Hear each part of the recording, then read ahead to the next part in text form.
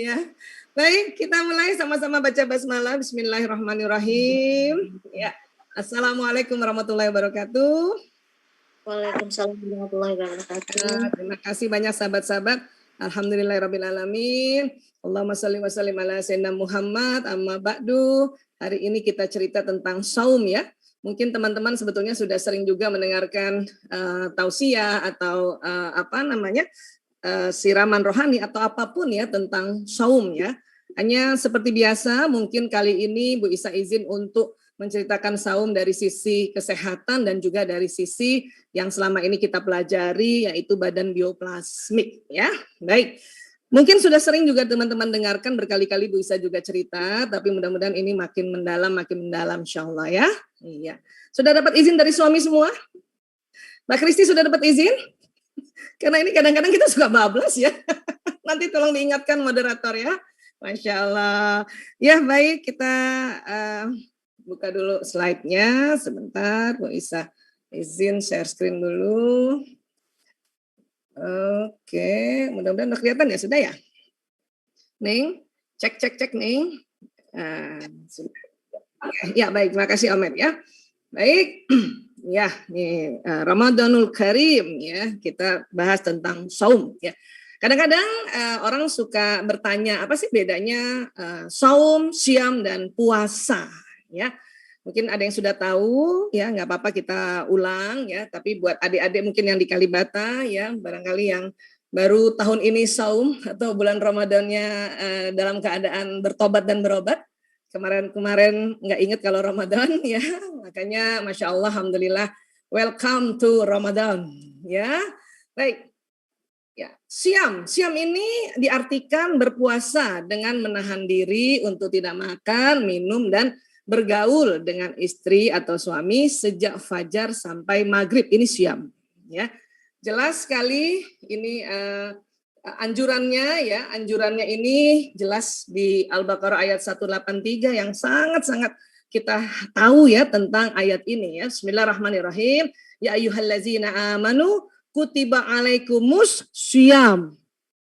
Syiyam ya.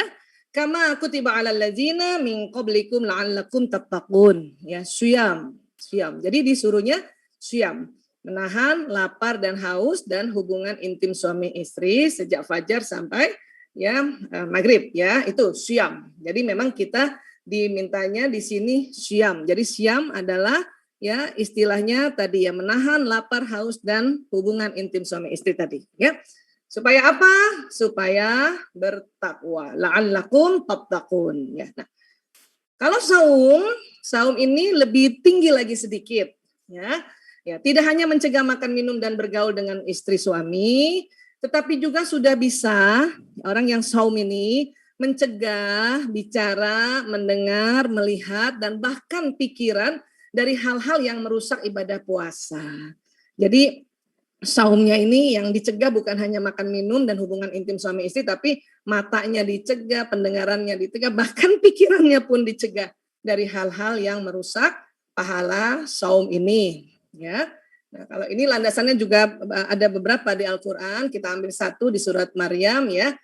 Fakuli washrabi wa qarri ainan fa imma tarayyina minal basyari ahadan fakuli inni nazartu lirrahmani sauman ya, falan ukallimal yaumil insiyan ya. Jadi maka makan minum dan bersenang hatilah kamu. Jika kamu melihat seorang manusia, maka katakanlah sesungguhnya aku telah bernazar berpuasa untuk Tuhan yang Maha Pemurah, maka aku tidak akan berbicara dengan seorang manusia pun pada hari ini. Ya, memang di terjemahan Quran masih saja saum diartikannya puasa. Sebetulnya kalau dia saum harusnya kita tulisnya juga saum. Ya, kalau misalnya dia syam harusnya juga kita mulai di terjemahan itu menyebutnya syam. Karena dia ada perbedaan sebetulnya.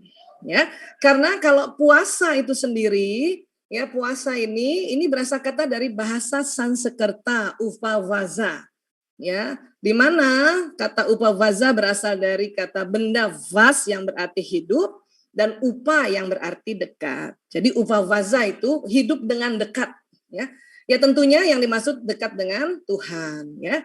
Kalau istilah upavaza ini atau puasa memang dipakai untuk agama apapun yang melakukan tadi menahan lapar dan minum ya.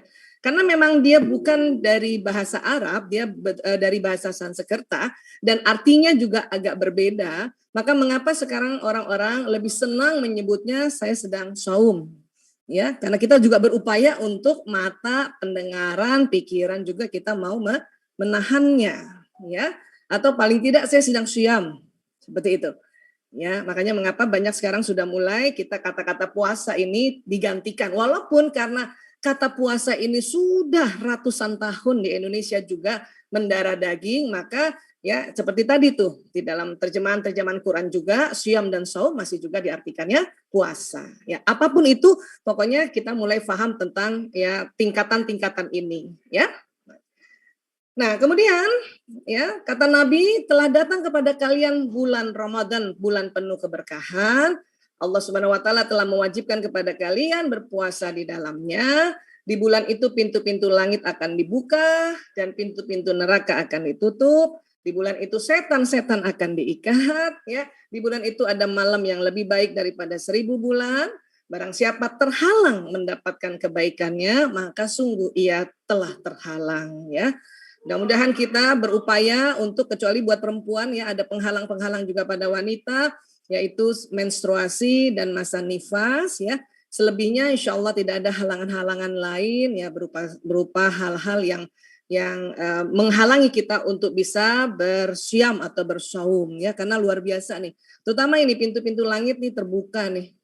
Ini doa kita tembus ini ya, tembus lauh mahfuz ya bisa merubah takdir-takdir buruk kita barangkali yang tertulis walaupun sebetulnya takdir itu ya akan ada kaitannya dengan upaya kita juga ya apalagi yang takdir yaum, takdir harian. Setiap hari itu ada takdir yang turun dan kadang-kadang kalau misalnya dalam takdir itu kita tidak bisa juga bilang bahwa aduh saya dapat takdir buruk hari ini, bukan begitu ya karena takdir yang turun ini itu banyak pilihan-pilihannya. Kalau kita melakukan A, maka takdirnya begini. Kalau kita melakukan B, takdirnya begini. Kalau kita melakukan C, maka takdirnya begini. Ya, makanya kita tetap ada ikhtiar di situ untuk menentukan kita punya takdir. Ya, terutama di Ramadan ini ada hal-hal yang luar biasa tentang bagaimana kita mencatat ya takdir-takdir berikutnya. Ya, baik. Nah, sekarang pusat lapar, haus dan syahwat ada di hipotalamus. Yang mana hipotalamus buat sahabat-sahabat yang sering juga ikut seminarnya Bu Isa sudah mulai tahu ya, ini di sini nih, di tengah ini. Ya, di sini nih pusat lapar, haus, syahwat ada di hipotalamus ya. Yang mungkin kalau Bu Isa kasih lihat gambar ini mungkin ingat ya. Jadi persis dia di tengah otak kurang lebih segitiga ya, hipotalamus. Bu Isa sering cerita bahwa hipotalamus laki-laki ukurannya lebih besar, 2,5 kali lebih besar. Maka ya laki-laki pusat lapar hausnya lebih besar, pusat syahwat birahinya juga lebih besar. Maka laki-laki yang sedang siam pada pagi harinya ya atau di bulan Ramadan ini itu perjuangannya jauh juga lebih berat dibanding kita perempuan. Karena kita perempuan hipotalamusnya lebih kecil ya. Kalau laki-laki kan 2,5 kali dari perempuan ya. Cuman perempuan yang berat adalah ngomongnya ini harus yang baik-baik karena perempuan juga ya otak bicaranya lebih banyak dibanding otak laki-laki. Jadi masing-masing di Ramadan ini pada saat kita syam dan saum ya mencoba untuk karena fitrahnya ya yang Allah sudah tentukan ada perbedaan-perbedaan ukuran, disitulah kita berupaya. Kita karena bahasanya lebih banyak, kata-katanya lebih banyak, 20.000 kata, maka kita salurkan dengan kebaikan-kebaikan supaya ucapan-ucapan itu penuh manfaat. Ya, laki-laki karena hipotalamusnya lebar, maka bapak-bapak, laki-laki, anak laki kalau dia sedang menahan makan, minum dan syahwat birahinya, wah itu perjuangan luar biasa. Ya, oke, dia di tengah persis nih. Kemudian, ya. Nah, untuk menekan hipotalamus ini pada saat kita sedang syam dan saum, ya, itu gimana caranya Bu Isa? Katanya kan ini pusat lapar, haus dan syahwat. Ya, terus bagaimana kita untuk supaya dia ya nggak nyala di sekian jam? Ya, 12 jam mungkin Indonesia kurang lebih, sahabat-sahabat yang ada di tempat lain bisa 13, di Eropa lebih lama lagi, bayangkan ya. Maka itulah mengapa ya kita rukun dalam kita bersiam atau bersaum ini. Yang pertama apa? Niat. Karena rupanya hipotalamus ini dia bisa ditekan dengan berniat. Berniat, ditekan ya. Ya. Karena dia di dalam otak, kita pegang aja nggak bisa. Pegang dari atas nggak sampai. Ini kalau kita pegang nih kepala kita sampai di sini nggak nyampe nih, hipotalamus nggak kepegang. Ya, ini kan karena dibelah aja nih. Ya, pegang dari di atas telinga nih, dari samping kita, saya Bu Isa punya kepala di kiri nggak nyampe juga. Dari kanan juga nggak nyampe. Padahal itu harus ditekan si hipotalamus itu. Agar apa? Agar bisa kita tahan lapar, tahan haus, dan tahan syahwat. Makanya itulah niat ternyata. Ya, ternyata niat. Ilmu neuroscience menemukan bahwa kalau orang berniat itu, apalagi niat yang khusus untuk kita bersiam dan bersaum, itu rupanya menekan hipotalamus. Gimana caranya menekan, Bu Isa? Kan cuma kata-kata doang gitu ya. Justru itu tuh kerennya ya. Nah, kalau niat saum Ramadan kan seperti ini ya. Nawaitu shauma ghadin an ada ifard syahri Ramadana hazihi sanati lillahi ta'ala. Saya niat berpuasa esok hari untuk menunaikan kewajiban di bulan Ramadan tahun ini karena Allah Ta'ala. Ya, makanya mengapa dianjurkan untuk niatnya saum Ramadan itu di malam hari. Atau paling tidak ya sebelum kita imsak lah ya. Tapi kalau saum sunnah itu bisa setelah subuh. Misalnya kita baru ingat nih, hari Senin ya Allah. Ya, karena baru ingat, terus juga tidak sahur, terus sudah subuh. Ya kita niatkan untuk ya saum sunnah. Tapi kalau yang Ramadan, itu sebetulnya dimintanya di malam hari. Karena kata-katanya, kalimatnya adalah esok hari. Ya, nah, jadi kata-kata ini seperti biasa kita sudah pernah belajar ya. Tubuh kita ada sistem saraf ini kayak kabel listrik kan. Nah, pada saat kita melafazkan sesuatu kan jalan ya sistem saraf. Dia kemana? Ke otak dulu. Ke seluruh otak. Sehingga masuklah ke hipotalamus. Ya. Bahkan ke seluruh, setelah itu otak memerintahkan dia ke seluruh tubuh pesan itu. Ya. Makanya berkali-kali bisa sampaikan bahwa mengapa kita ya umat Islam diminta setiap melakukan sesuatu ya terutama sesuatu kebajikan kita diminta apa? Baca basmalah ya. Dan pada saat kita disuruh berniat maka kita berniat ya. Bismillahirrahmanirrahim, itu jalan tuh. Bismillahirrahmanirrahim dengan nama Allah yang Maha Pengasih lagi Maha Penyayang. Dia ke otak dulu. Ya, otak langsung merekam lagi. Dan karena basmalah sejak kecil kita sudah diajarkan, otak kenal sekali kalimat ini. Ya, langsung jadi cepet banget turun ke bawahnya nanti. Nah, kemudian pada saat kita berniat, nawaitu shauma ghadin an ada ifard syahri Ramadana hazihi sanata lillahi ta'ala, maka dia jalan. Dan masuk ke hipotalamus. Setelah itu dari hipotalamus perintahkan lagi ke seluruh tubuh. Makanya badan kita kuat tahan lapar, tahan haus, tahan syahwat. Ya. Bahkan kalau mau sedikit kita tingkatkan ke saum, kita tambahkan ya Allah, ya mohon jaga lisanku, jaga pendengaranku, jaga pikiranku, ya dalam Ramadan esok ini atau dalam keadaan saum ini gitu. Ya, ini kan sauma dan nawaitu shauma dan ya saum. Maka omongan mulut juga tuh ngerti maunya apa. Dan jalannya cepat deh. Ini Bu Isa pernah bilang ya, kecepatan itu kalau apa yang diucapkan, apa yang didengar, dilihat itu 240 km per jam. Ya, terus nanti dari otak turun ke bawah perintahnya 320 km per jam. Oke? Jadi itulah makanya mengapa kita perlu berniat.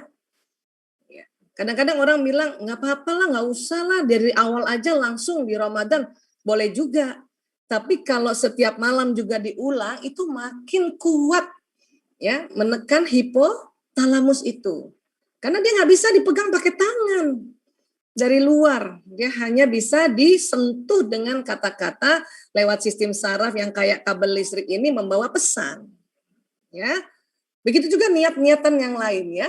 Niat apapun itu insya Allah dia jalan. dan nanti akan sampai di titik-titik tertentu di mana niatan itu kita lafazkan maunya apa, ya. Wabil khusus untuk saum ini, lapar, haus dan syahwat itu juga adanya di mana tadi? Hipotalamus, ya. Dan juga pusat kerja itu juga ada di hipotalamus. Makanya ya pusat menjaga keamanan juga di hipotalamus. Nah, makanya kita juga ya menambahkan kalimat-kalimat itu untuk bisa ya tetap menjaga keamanan diri, menjaga keamanan keluarga ya supaya hipotalamusnya betul-betul bekerja. Ya. Nah, sekarang ini kalau kita lihat ya, ini hipotalamus nih yang segitiga nih hijau, kelihatan ya. Di atasnya ada namanya talamus. Ya. Kemudian ini dipotong ya, dipotong gini nih. Kita lihat dari ini potongannya nih. Jadi kita kelihatan sini ya. Ini potongannya nih ya dari tampak atasnya nih ya. Yang Bu Isa mau kasih tahu bahwa hipotalamus itu dia ada 2 titik. Satu di ujung otak kanan, satu di ujung otak kiri. Ya, biasanya kalau kita seminar umum bisa nggak sampai detail kayak gini ya. Ini karena MEMT dan SRS kita harus mulai belajar lebih ke dalam lagi ya. Jadi ini kan otak kan terbagi 2 ya. Ada kanan, ada kiri ya gitu. Nah ini di sini dia persis. Nah, ya. Oh maaf, ini yang kanan ini kanan, ini kiri. Tapi dia di tengah ini ada 2 dia. Nah, untuk itu supaya niatan kita itu betul-betul menekan 2 titik hipotalamus ini dua-duanya, maka selain dilafazkan ya harusnya ya dibayangkan bagaimana saum besok hari kita ya melakukan kegiatan dengan semangat ya, kemudian juga sehat, kemudian juga semua pekerjaan bisa dilakukan ya dengan bugar ya kan, mulut terjaga, mata terjaga. Itu harus dibayangkan. Supaya apa? Supaya 2 titik hipotalamus ini kalau dia sudah terbelah gini karena dia ada di belahan kanan dan kiri, itu kena semuanya gitu. Karena dia persis di tengah. Ya. Nah, kita pernah belajar bahwa ini otak kiri mengatur tubuh yang kanan. Pernah belajar gitu ya? Otak kanan mengatur tubuh yang kiri. Ya, termasuk juga nanti ya saraf-saraf yang ada nanti di mulut kita ya seperti itu ya.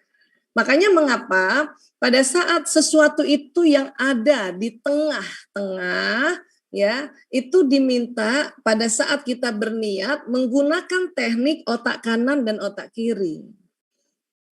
Ya, jadi kalau kita baru bicara atau kalau terkenal dengan istilahnya afirmasi, affirmation, kata-kata, berniat itu kan melakukan kata-kata penguatan, ya. Itu baru otak kiri yang bekerja, ya. Dan hipotalamus yang kiri baru tersentuh dia di situ. Ya, baru sebelah jadinya. Karena hipotalamus ada di otak ya dia langsung kalau dia sebelah kiri ya kiri gitu. Kecuali tubuh. Artinya kalau baru diomongin hipotalamus kiri baru tersentuh, tertekan, maka yang baru tahan lapar, haus dan syahwat tubuh yang kanan. Baru separoh. Padahal lambung ada di kiri. Nah, apalagi kalau niatnya asal-asalan, nggak kelihatan, nggak dengar, nggak jelas. Ya, maka jangan heran ya itu tadi ya setengah mati deh kita menjalankan saum itu. Ya, nah karena memang ya baru sebelah gini. Nah untuk itu supaya hipotalamus yang di otak kanan juga tertekan atau tersentuh, maka kita gunakan kerja otak kanan. Salah satu, saya katakan ya, salah satu kerja otak kanan adalah visualisasi, membayangkan seolah-olah. Jadi kalau kita ya pada saat kita niat saum nih, ya selain sudah dilafazkan tadi dibayangkan besok saum sehat, semua pekerjaan selesai dan sebagainya. Supaya ya tubuh yang kiri itu dapat pesan. Dan ingat kiri ini banyak sekali organ-organ yang sangat penting. Ya, kalau paru-paru memang kiri kanan. Memang kalau yang di sini paru-paru kiri ya. Kemudian jantung di kiri, lambung di kiri. Ya. Nah, ini apalagi kondisi kita sedang saum atau siam, itu kan tentu lambungnya ya akan ada beberapa jam istirahat. Ya. Nah, ini buat teman-teman juga mungkin yang ada asam lambungnya banyak dan mudah terstimulasi. Nah, itu sambil waktu niat, bayangkan asam lambung ini, usus ini semua dapat bekerja dengan baik ya dalam keseharian kita itu. Oke? Jadi begini nih ceritanya nih, ya. Karena dia persis di tengah sih soalnya. Tapi selama ini sih saya ngomong aja Bu Isa, ya alhamdulillah juga ya syukur. Ya, syukur karena memang sebetulnya ya tanpa kita sadar kita waktu melafazkan kita juga membayangkan besoknya kan. Cuman terkadang membayangkan besoknya sering tersirat atau terselip ketakutan-ketakutan, aduh besok lapar nih. Aduh besok susah nih. Aduh besok. Nah, itu kan sambil ngebayangin kan sebetulnya. Dia jalan juga pesannya ke tubuh kiri ini, hati-hati. Ya, hanya ya tentu sesuai dengan pembayangannya. Jadi ada kontra visualisasi sebetulnya, kontra pembayangan. Untung mungkin ya waktu itu diafirmasinya atau dilafazkannya lebih jelas gitu, jelas dan tegas ya. Namun karena kita sudah belajar juga kerja otak kiri, otak kanan, ya sangat baik supaya tingkatnya dari siam ke saum ya itu niatannya itu perlu betul-betul dilafazkan dan benar, dan kemudian kita bayangkan besok hari satu hari itu kita bersaum dengan penuh keberkahan ya. Oke, ini baru kita bahas niat nih. Masih lama nih, kita kalau lanjut bisa sampai subuh. Ya, tapi ini nomor satu, rukun ibadah apapun dimulai dari niat. Termasuk juga kita sholat. Ya, ya kan? Kita sholat, usolli fardu subhi kan gitu ya. Nah, itu kalau baru dilafazkan kan baru sebelah itu.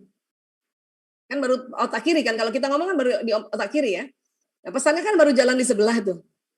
Ya, kadang-kadang kita nggak bayangkan gitu, kita nggak membayangkan sholatnya 2 rakaat menghadap kiblat, sehingga kadang-kadang ya yang sebelah kiri itu suka lupa ini rakaat 1 atau 2 ya, atau ya apalagi kalau yang 4 rakaat, ini rakaat 3 atau 4 ya.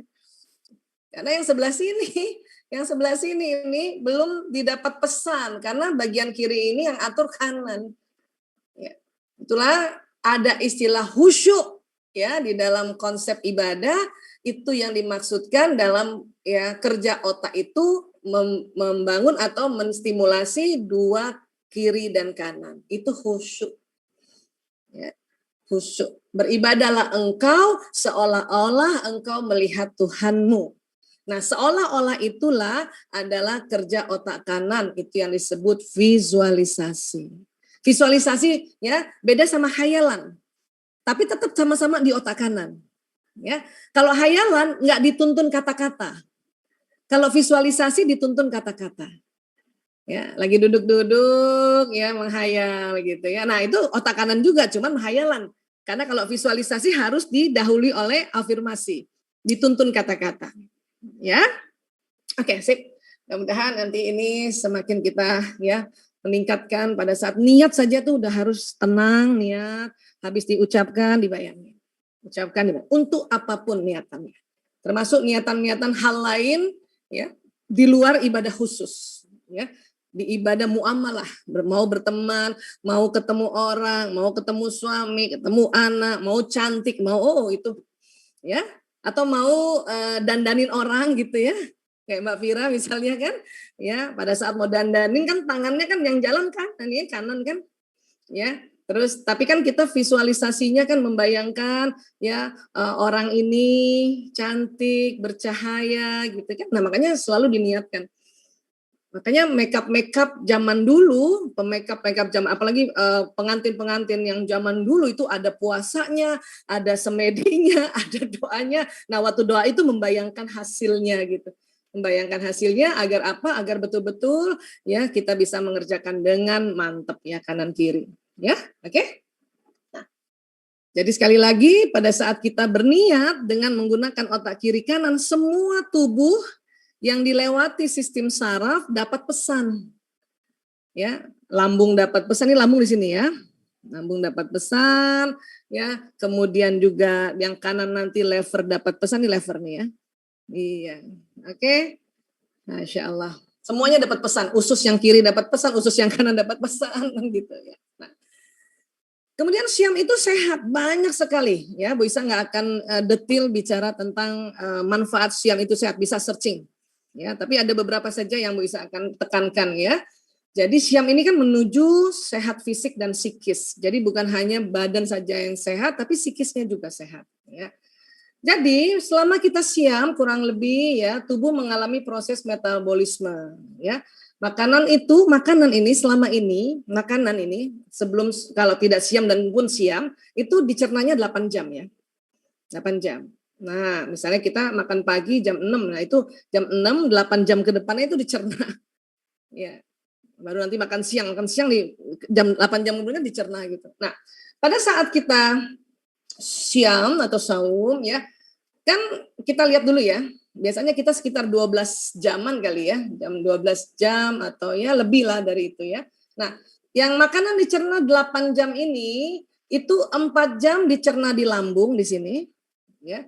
Dihancurkan itu makanan dan supaya tidak membawa toksin, ya, membawa kuman, makanya dicampur sama asam lambung di sini nih, ya.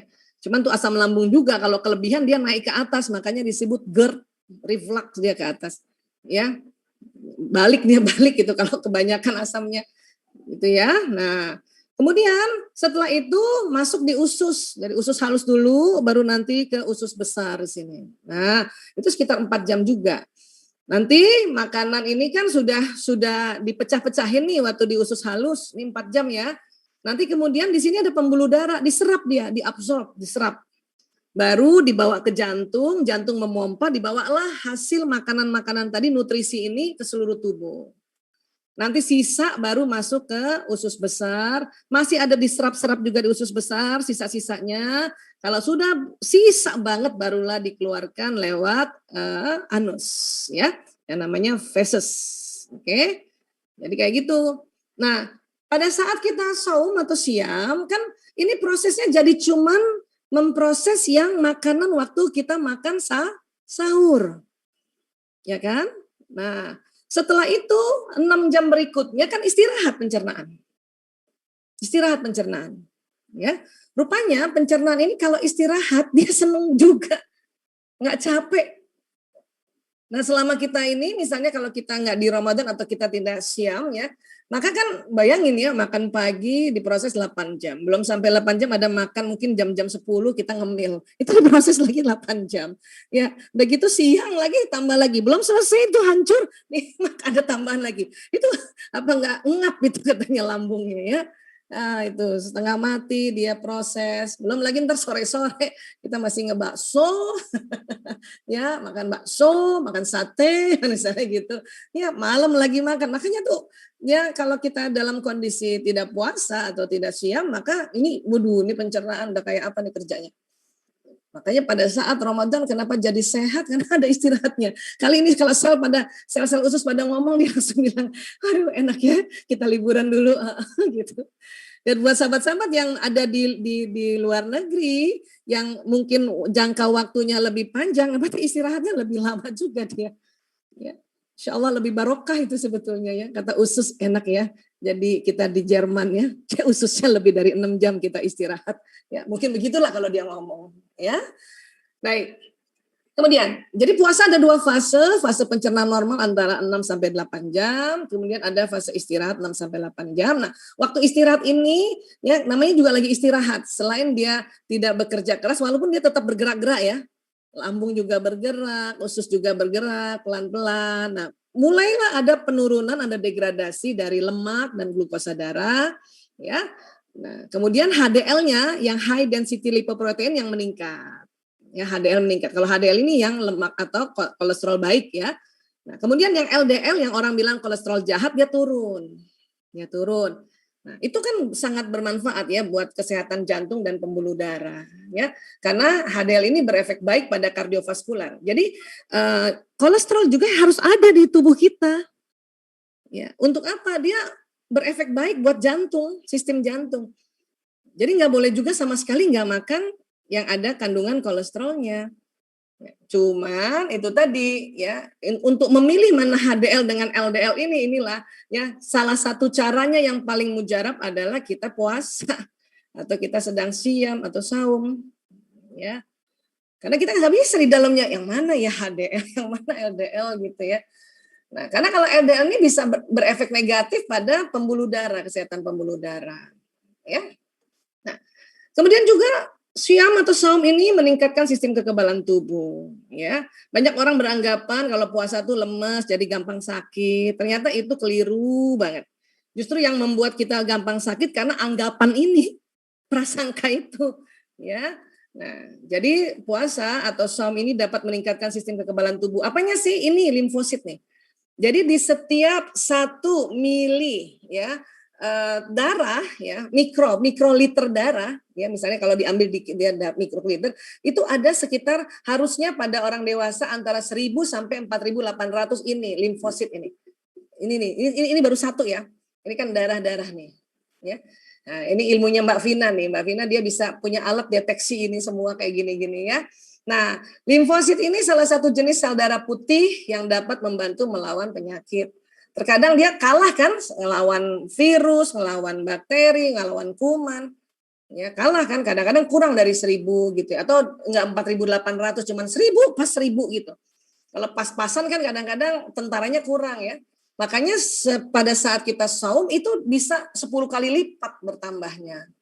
Ya, kalau anak-anak ya dia agak banyak karena anak-anak ini kan kadang-kadang sembarangan ya nggak cuci tangan, ada barang jatuh dimakan gitu ya.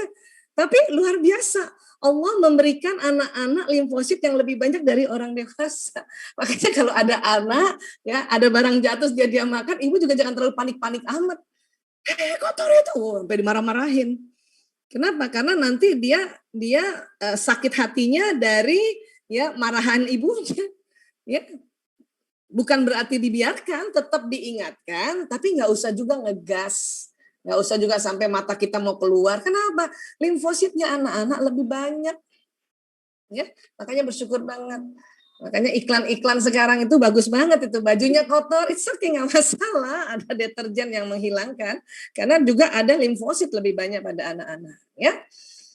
Jadi kondisi ini tentunya dapat memberikan pengaruh besar untuk sistem kekebalan tubuh sehingga puasa atau saum dapat menjadi proteksi dari berbagai virus dan sekarang sedang banyak hal-hal yang harus kita jaga ya dari virus, bakteri, ya kuman, parasit ya Allah, ya. Baik. Kemudian Rasulullah SAW bersabda, kami adalah orang-orang yang tidak makan kecuali setelah lapar dan bila makan kami tidak sampai kenyang. Jadi kalau kita mau enak ini lauk, ya harus lapar dulu. Makanya bayangkan kalau kita udah sekian jam, makanya semua itu enak banget. Apa yang buat buka kadang-kadang cuma air putih, air hangat, atau teh panas, manis, sudah enak banget. Kenapa? Karena lapar itu adalah lauk yang paling enak. Dan memang Nabi minta kita makan ya pada saat setelah lapar baru makan. Berhenti sebelum kenyang. Gitu. Ya.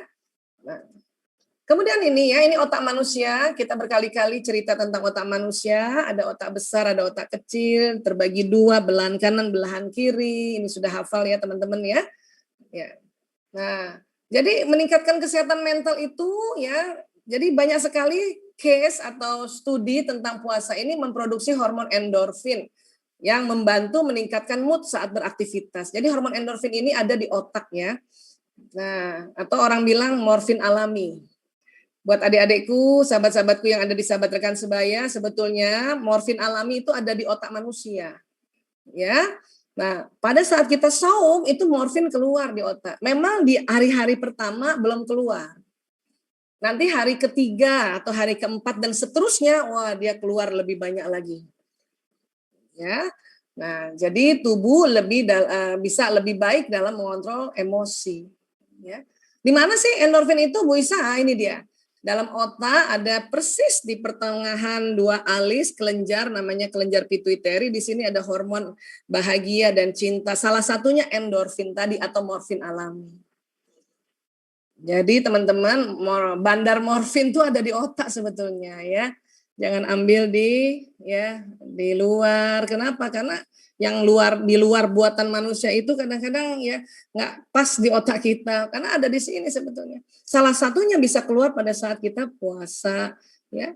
Selain itu apa ya? Seperti kegiatan-kegiatan yang tersenyum, tertawa, gerak, nyanyi, ngaji, ya, dipeluk, dibelai, ya itu juga keluar endorfin. Bahkan bukan hanya endorfin itu, sama teman-teman yang lain ada namanya dopamin, oksitosin, serotonin, ya. Nah, ini. Jadi di sini persis. Ya, bayangin dalam keadaan saum pun kita nggak senyum, misalnya seharian saum, udah hari keberapa kita saum, itu endorfinnya keluar otomatis loh. Masuk pembuluh darah, masuk jantung, jantung nanti pompa seluruh tubuh gitu, ya.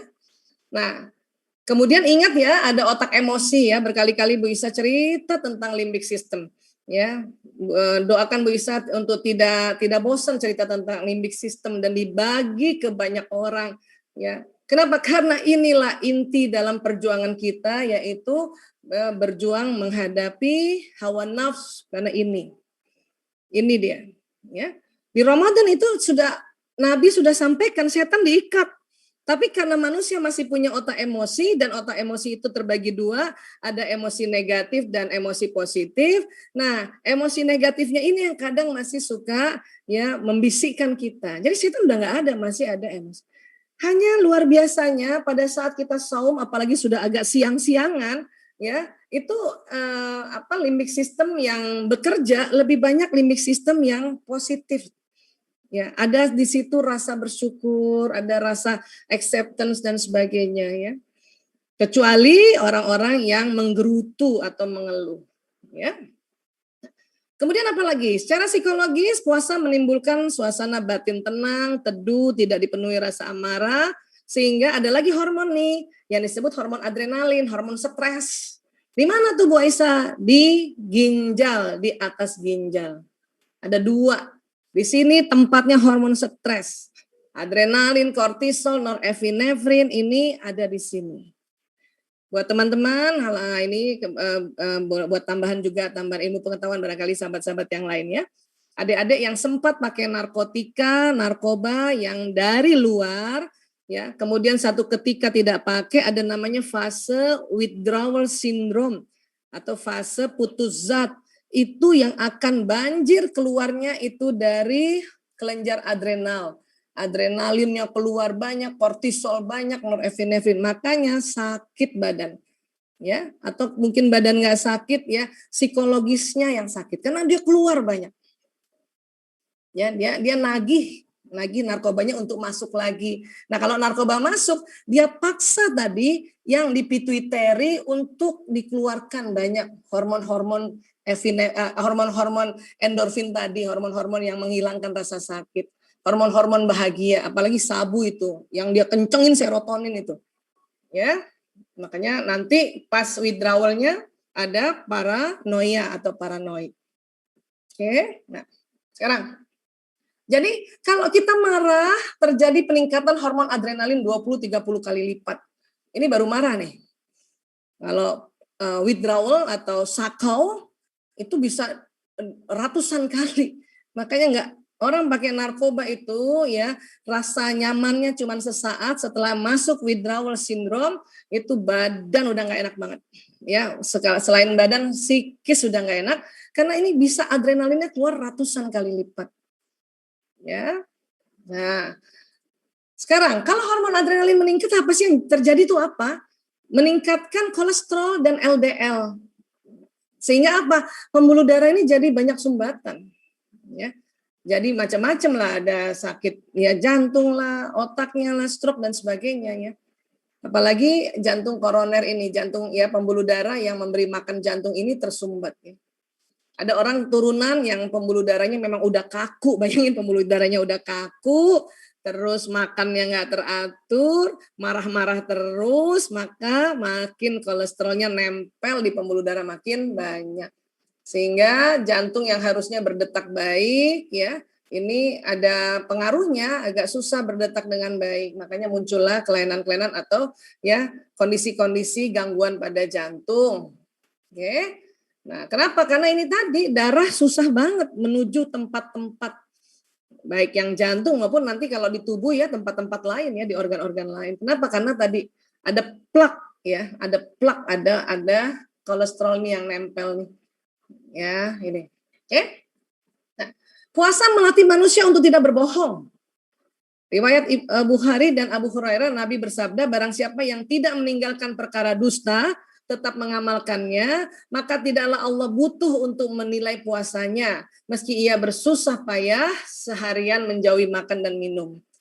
Jadi makanya kalau kita makan minum terus masih tetap juga berdusta, itu kadang-kadang ya kita tuh suka nggak tahu bahwa itu memang sih tidak membatalkan puasa, tapi merusak pahala. Banyak orang juga nggak tahu nih. Ya, bahkan itu tadi dikatakan Allah nggak ini ya, dia nggak mau nilai. Ya, karena puasa atau saum atau siam ini kan yang langsung menilai Allah ya, bukan manusia. Kalau sholat aja masih bisa dinilai oleh pasangan hidup atau oleh anak. Oh, ibuku rajin sholat. Oh, istriku ya sholatnya tegak. Oh, suamiku sholatnya tegak. Itu masih bisa dinilai manusia. Tapi kalau saum itu Allah langsung yang menilai. Ya.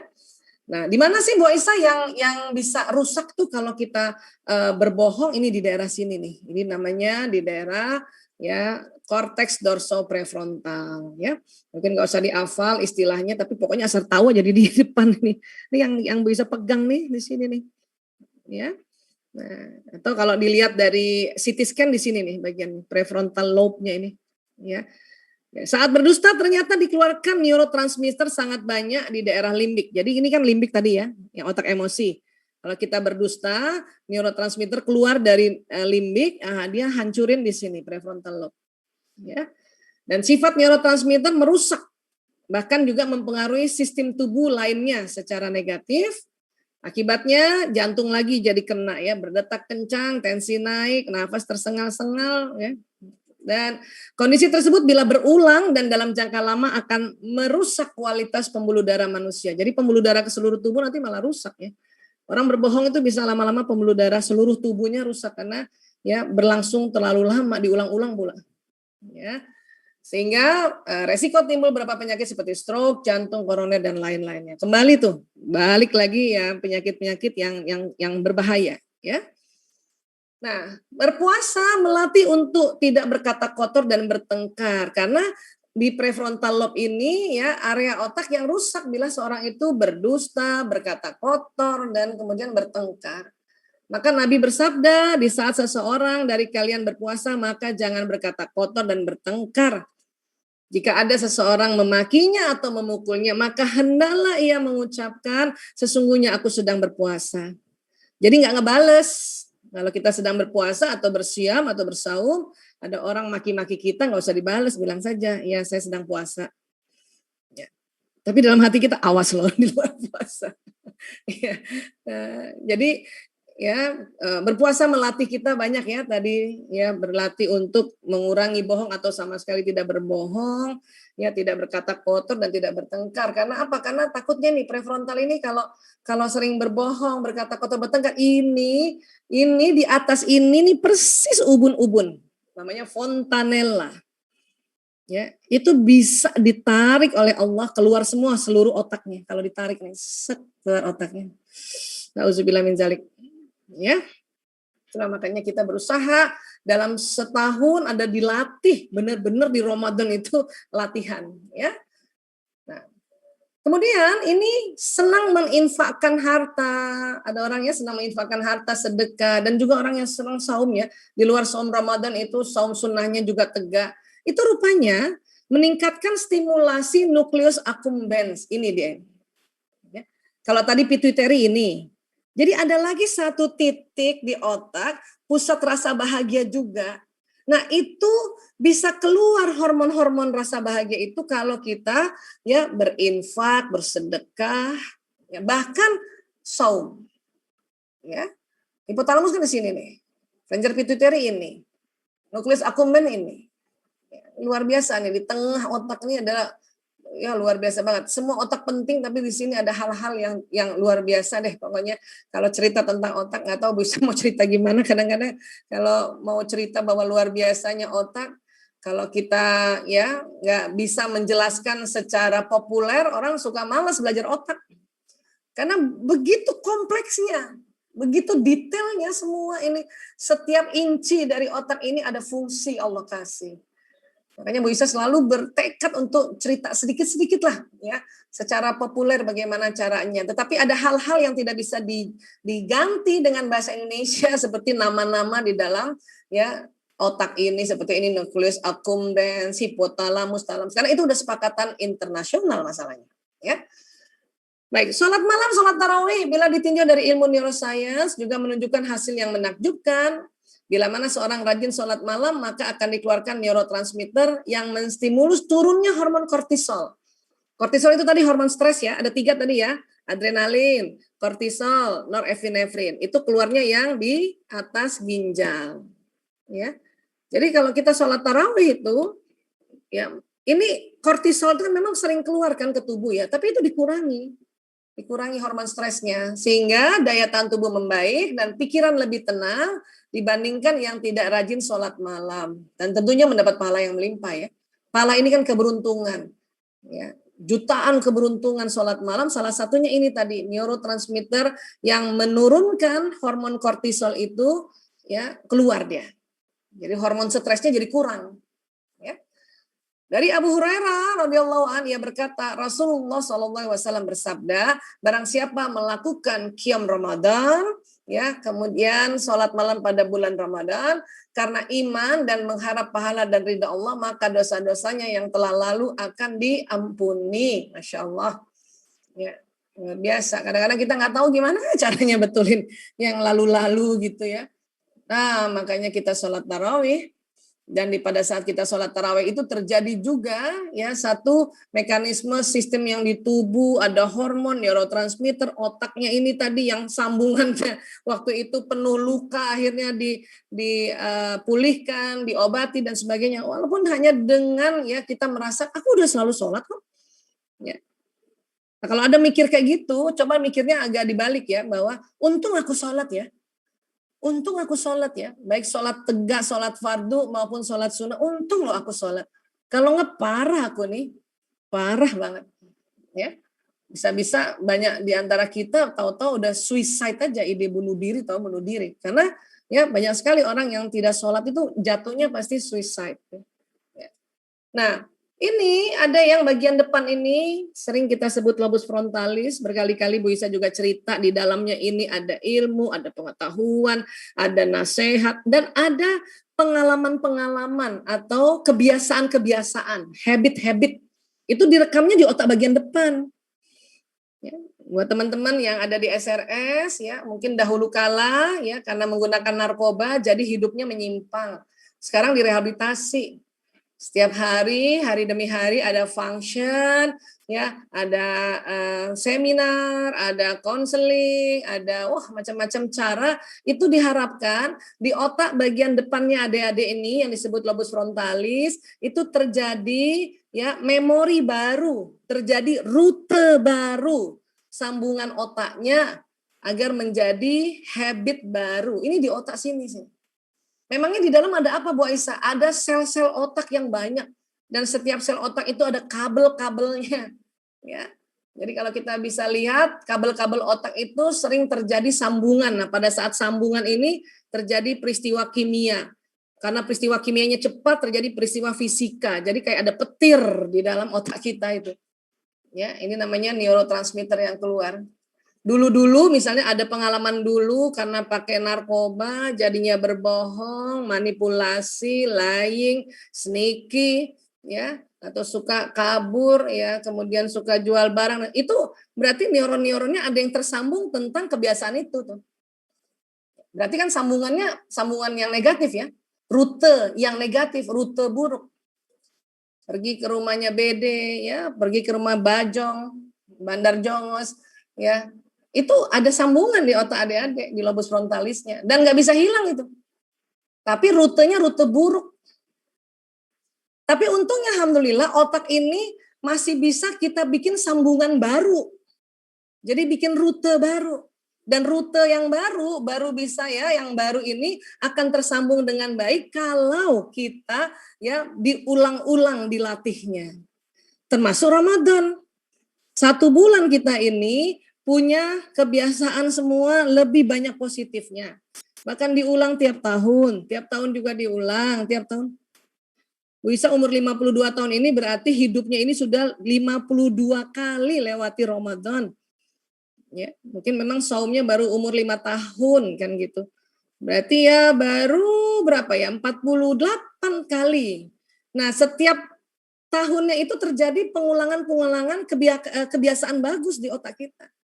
Bahkan mungkin setiap tahun kan saumnya kan lebih meningkat lagi ya, ilmunya juga tambah lagi dikit, maka ada rute baru di dalam otak kita. Rute yang baru ini makin kuat nanti membuat habituasi, membuat kebiasaan. Ya. Jadi saat seseorang dalam melaksanakan puasa selama sebulan, maka akan terjadi sambungan koneksi neuron dan membentuk rute baru di otak.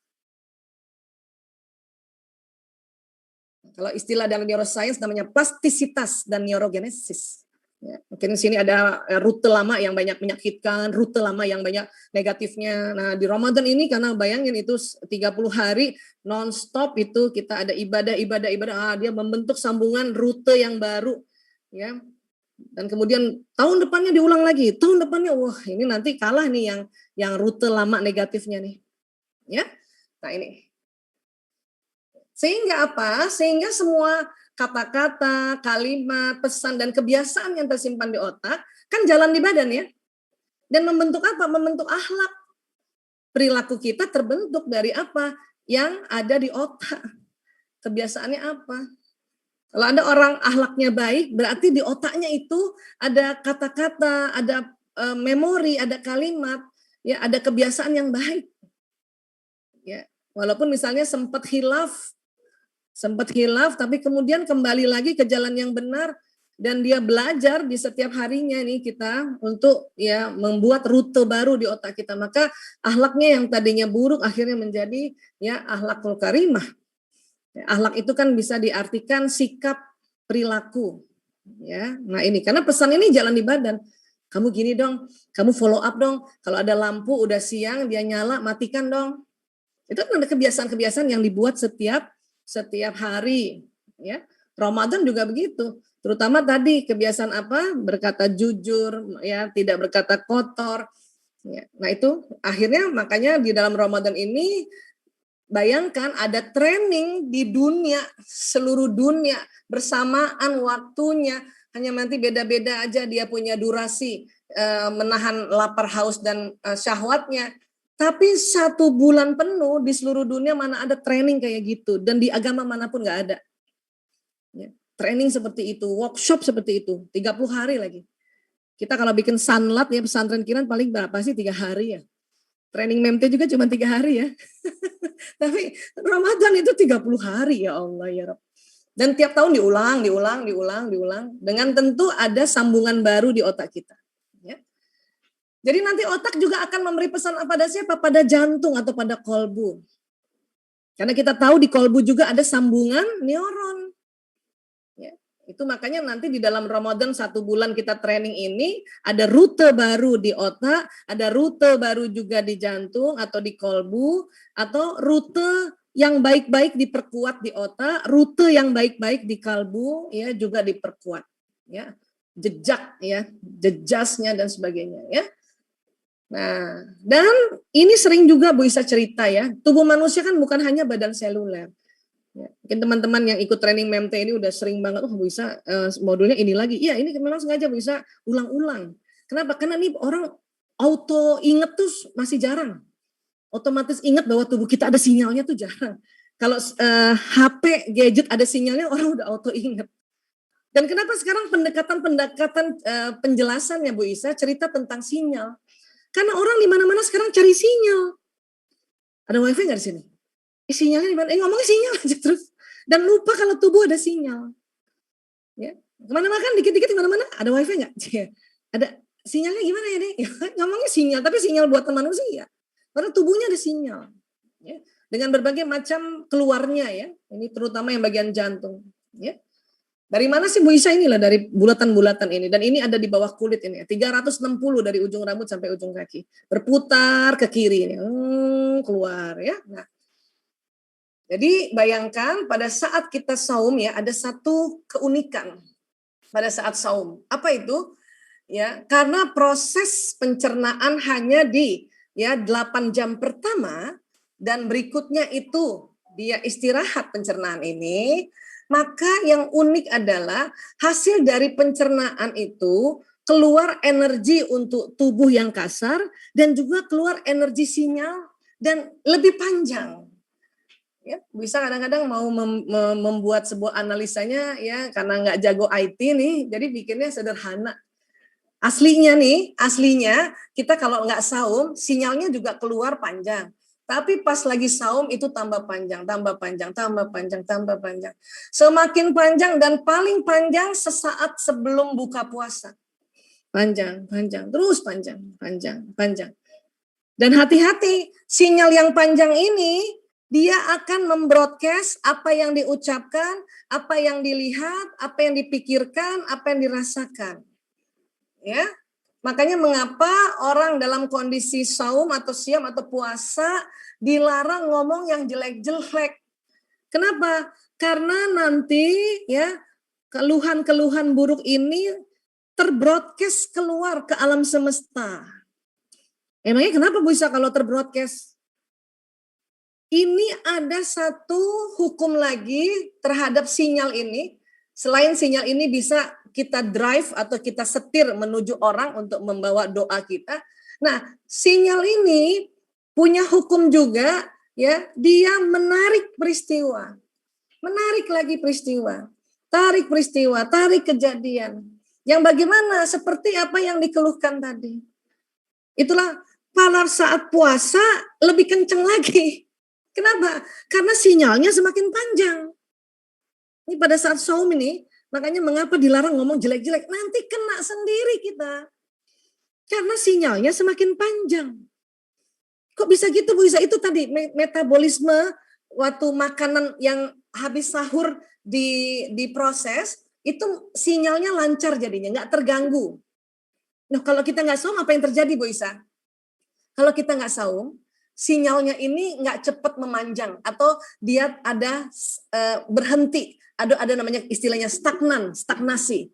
Jadi sinyal ini bisa gini, net gini ya. Jadi sinyalnya gimana ya ngasih taunya, net, dia jalannya gini, tunggu makanan yang siang lagi diproses, baru jalan, tunggu makanan sore diproses, gitu. Tapi kalau lagi saum, lagi puasa, ya makanan yang tadi dimakan waktu sahur kan sudah diproses tuh sekitar 4 sampai 6 jam, 8 jam. Habis itu sinyalnya memanjang, terus nggak ada stagnasi, nggak ada berhenti, nggak ada mampir. Nggak ada mampir. Makanya dia membawa pesan yang luar biasa. Ya, dia nggak mampir. Makanya kalau kita hati-hati ngeluh. Jadi sebetulnya harusnya gimana Bu Aisyah? Ya tentu harusnya karena sinyal yang semakin panjang ini, itu ya diisinya yang baik-baik. Prasangka baik, niat baik, doa. Kalau doa kan pasti baik ya. Karena ini yang akan ditarik.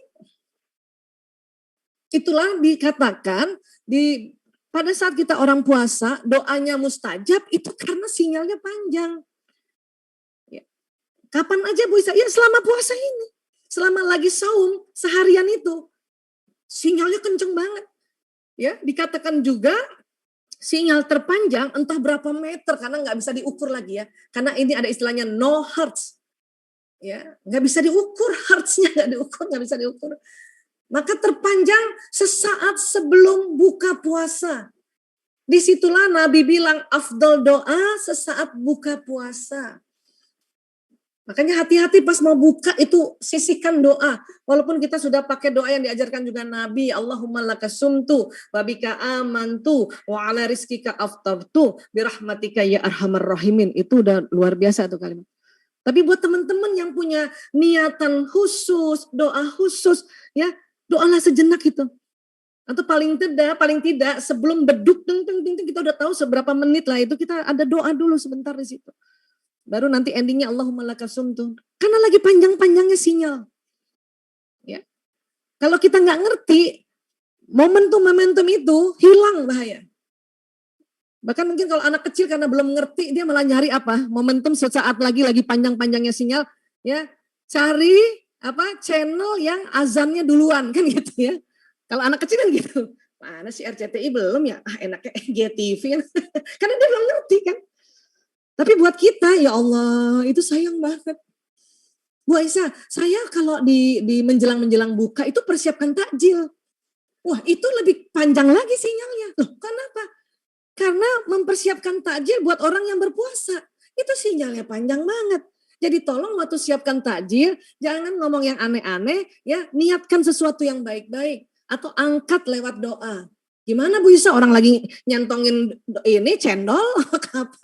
Ya waktu centongin cendol itu sambil doa. Sambil doa. Loh katanya Bu Isa antara niat dengan doa nanti beda tangannya. Ya makanya ya ada nanti kita akan belajar cara mengangkat tangan pada doa ya. Ngangkat satu jari gini bisa loh doa. Jadi kalau kita lagi ya udah mau dikit-dikit lagi azan dibuka ya, kita harus bagi-bagi cendol atau bahkan kita siapkan iftar nih takjil dan buat yang lain-lain gitu kan, buat orang banyak apalagi buat orang banyak tuh. Ya itu tolong tangan satu juga diangkat lah. Sambil terus ngomong dalam hati, bicara baik-baik, ya Allah, insya Allah terima kasih sehat ya Allah. Alhamdulillah ya Allah, barokah ya Allah, suamiku semakin baik ya Allah, anakku semakin pintar ya Allah. Ini tangannya satu nih, diangkat. Ya. Kalau nggak diangkat bisa jalan juga, tapi jatuhnya niat. Tapi kalau kita niatnya diangkatnya dari niat ke doa itu lebih panjang lagi. Untuk apa sih Bu Isa? Ya doa ini itu tadi untuk narik. Alam semesta ini isinya itu teman-teman tarik sebanyak-banyaknya pun nggak habis-habis. Cuman rugi banget kita kalau nggak menarik pada saat kita Ramadan dengan panjangnya sinyal ini, nggak menarik harta-harta yang ada di alam semesta ini. Tapi nanti gimana Bu Isa? Ya, masa kita cuman tarik aja di bulan ini? Jangan salah. Ya, banyak sekali juga informasi dari Rasulullah bahwa doa di Ramadan itu bisa tersimpan di Lauh Mahfuz. Nanti ditariknya di bulan-bulan berikutnya. Jadi kalau teman-teman beruntung, misalnya di bulan Syawal, itu bisa jadi doa di Ramadan itu ya. Ada doa yang di Ramadan yang Allah simpan di Lauh Mahfuz, baru ditarik. Ya. Kemudian nanti ya di bulan berikutnya lagi ada keberuntungan kita lagi aku kok nggak doa ya? Nggak doa untuk beruntung kayak gini, kok aku kena berdoa? Itu loh, waktu Ramadan pernah berdoa tanpa terasa. Pernah berniat tanpa terasa memohon keberkahan. Itu disimpan Allah, bayangkan. Makanya di Ramadan kalau kita ya jarang berdoa nanti rugi, simpanan untuk menarik ya harta benda alam semesta ini di bulan-bulan berikutnya itu nanti kurang. Makanya rugi lagi. Kita banyak sekali kerugian ya. Banyak sekali. Makanya doa sebanyak-banyaknya nih. Apa aja teringat dan untuk ini doakan apa niat. Barangkali ada teman-teman juga mau jual rumah karena mungkin harus dibagi karena ini harta warisan orang tua. Kemarin-kemarin kok susah banget. Nah ini Ramadan lagi kencang-kencangnya. Ya, nanti entah kapan terjualnya itu biasanya tersimpan kan doa di bulan Ramadan. Kenapa? Doa di bulan Ramadan tadi kita lihat tadi hadis pertama itu terbuka pintu-pintu. Ya, pintu-pintu langit sehingga dia tembus Lauh Mahfuz. Untuk tersimpan doa itu di Lauh Mahfuz. Bulan lain nggak mesti gitu. Dan belum tentu gitu bulan lain. Ini Ramadan lagi kebuka. Ya. Makanya waduh, ya sangat beruntung orang yang dari kemarin sudah terus berdoa, dari kemarin terus berniat yang baik, berprasangka yang baik. Ya. Dan itu untuk setahun berikutnya lagi. Ya, Masya Allah. Nah, terus kalau misalnya kita biasanya salah ngomong, bisa nggak tahu gitu atau ya namanya juga orang lagi saum tiba-tiba anaknya lagi rewel terus akhirnya marah ya sudah tarik nafas saja. Ini kan teknik-teknik allowing ya masih ingat ya, tarik nafas, istighfar dan ini perbanyak istighfarnya ya karena ini banyak sekali keuntungan pada saat kita istighfar ya. Nah, lapisan tadi ini itu berlapis-lapis. Ada lapisan yang paling dekat namanya eterik, Ada lapisan di luarnya namanya astral. Ada astral itu kurang lebih 2 meter dari tubuh kita ya, dari balan seluler. Depan, belakang, kanan, atas, depan, belakang, kanan, kiri. Kalau atas ini dia tidak mesti 2 meteran. Karena ini memang dia bentuknya bubble ya. Nah, astral ini bisa 8 meter kalau kita sehat ya. 6 sampai 8 meter nih jaraknya. Nanti ada lagi gelombang yang di luar itu yang tidak bisa diukur. Namanya gelombang spiritual. Ya. Nah, spiritual inilah keluar pada saat berdoa, berniat, dan berprasangka. Dan di Ramadan itu panjang banget. Di luar Ramadan ini tetap nyala, cuman tidak sepanjang di Ramadan. Apalagi dalam kondisi siam atau saum. Ya, karena bisa jadi pas malamnya tuh anjlok sinyalnya tuh gelombangnya anjlok ya. Untungnya Allah kasih ritual satu lagi ibadah yaitu sholat tarawih untuk memperpanjang lagi malamnya. Ya. Rugi banget orang yang sudahlah nggak saum, ya nggak tarawih juga, atau orang oke lah paginya saum alhamdulillah, tapi dia nggak doa, rugi. Udah gitu pas malamnya nggak tarawih lagi ya. Waduh, rugi lagi tuh. Karena sholat juga itu memperpanjang sinyal. Kan setiap hari juga sholat Bu Isa. Ya, sholat fardu kita. Iya, itulah makanya orang yang tegak sholatnya, sinyal gelombang spiritualnya tuh panjang. Panjang. Dan setiap mekanisme sholat ini dari subuh, zuhur, asar, maghrib, isya, Allah atur sedemikian rupa sehingga sinyal ini nggak lobet-lobet banget, langsung tegak lagi berdiri, perpanjang lagi sinyal. Nggak sampai lobet di asar, sudah tegak lagi berdiri, perpanjang lagi sinyal. Nggak sampai lobet di maghrib, panjang lagi. Apalagi ya maghrib ke isya. Maghrib ke isya itu kan cuma sebentar ya, di situ kencang sinyal. Belum lagi lobet atau belum lagi sedikit udah dihantam lagi dengan charger. Itu makanya afdol doa juga antara maghrib ke isya. Makanya orang banyak duduk antara maghrib ke isya sambil wirid, sambil zikir, sambil doa. Kadang sambil merenung, sambil berbaik sangka dan sebagainya. Ya. Kemudian dikatakan doa itu senjata orang mukmin, tiang agama serta cahaya langit-langit dan bumi.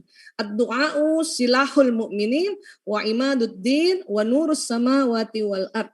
Senjata orang mukmin, karena doa di mana aja kita bisa bawa, kita bisa lakukan.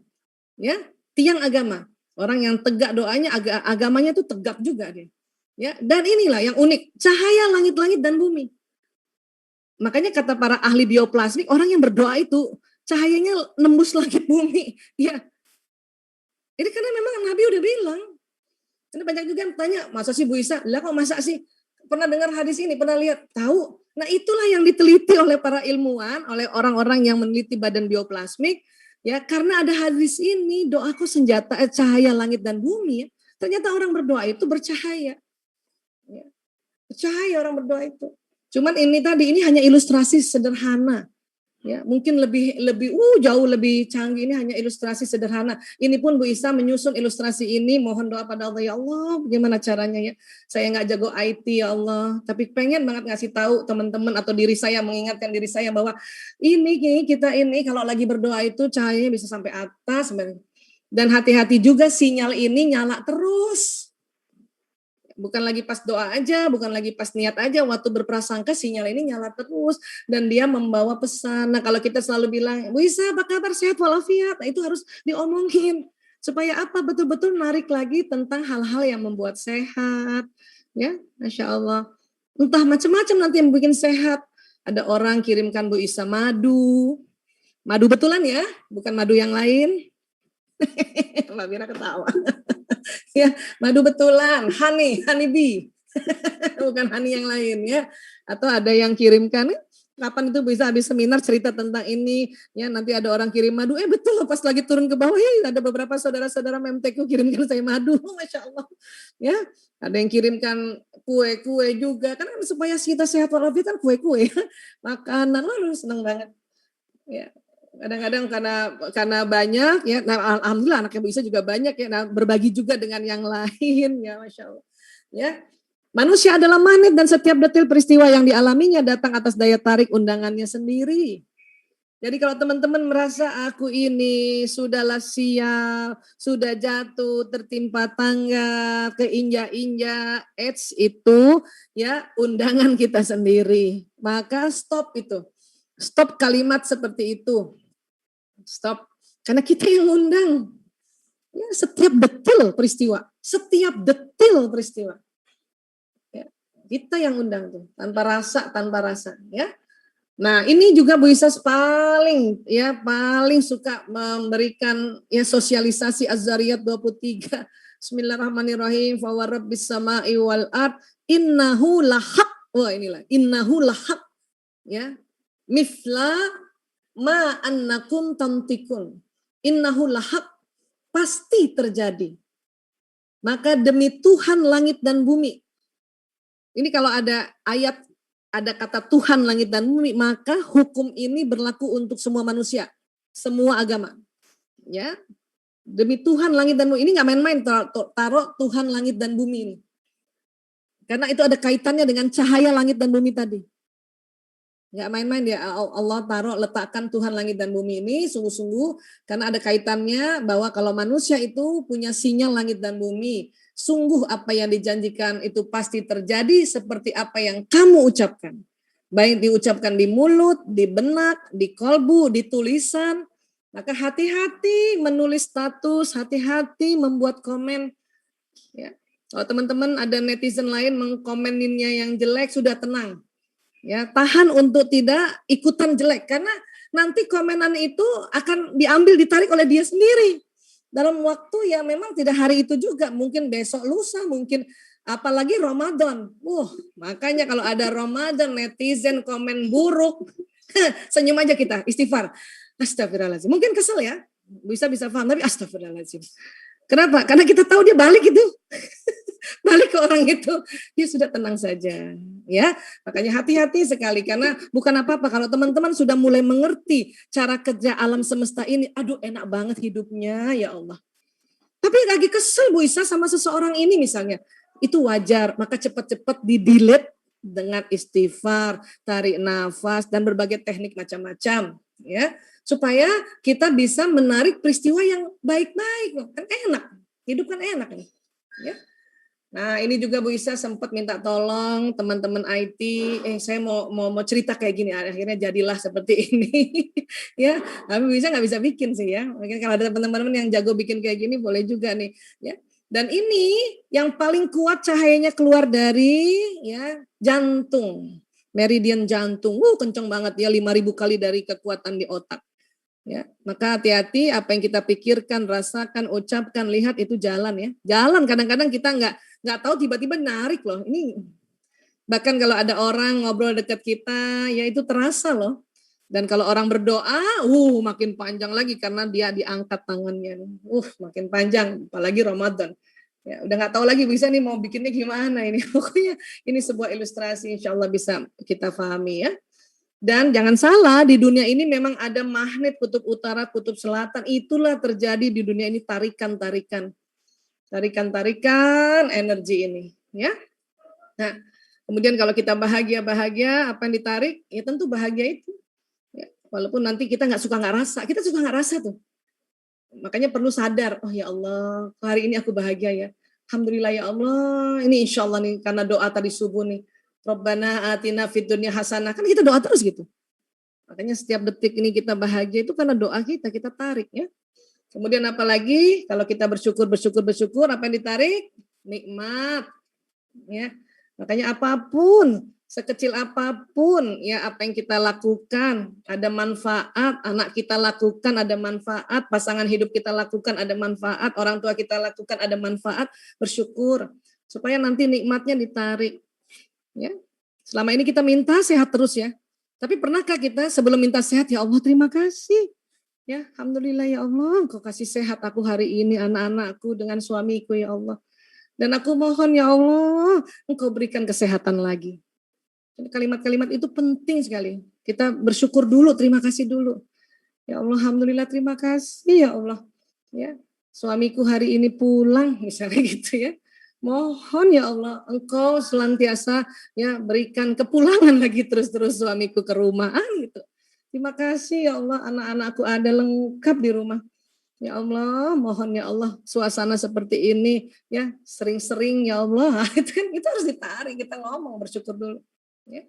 Dan orang yang kufur nikmat, menolak ya, dan bahkan nggak pernah syukur-syukur, maka apa yang ditarik? Hati-hati, azab. Ya. Kok kayak gini sih Bu Isa? Itu jelas ada di surat Ibrahim ayat 7. Bismillahirrahmanirrahim. Wa iz ta'adzana rabbukum la in syakartum la azidannakum wa la in kafartum inna azabi lasyadid. Ya. Ini ayat populer juga, dan ingatlah juga tak kala Tuhanmu memaklumkan, sesungguhnya jika kamu bersyukur pasti aku akan menambah nikmat padamu, dan jika kamu mengingkari nikmatku maka sesungguhnya azabku sangat pedih. Ya Allah, nauzubillah min dzalik. Ya.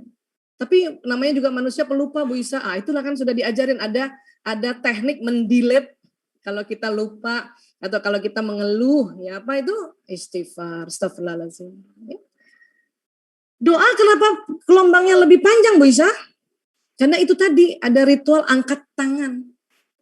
Tangannya diangkat. Kalau niat itu nggak diangkat nih tangan.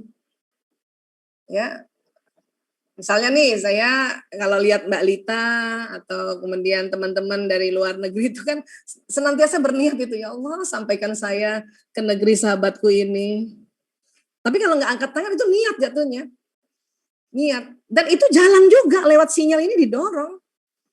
Coba, tapi doa itu lebih panjang lagi. Maka sebetulnya kalau ada sesuatu yang betul-betul kita sungguh-sungguh, lafazkan dengan angkat tangan. Agama manapun, kalau berdoa pasti tangan diangkat.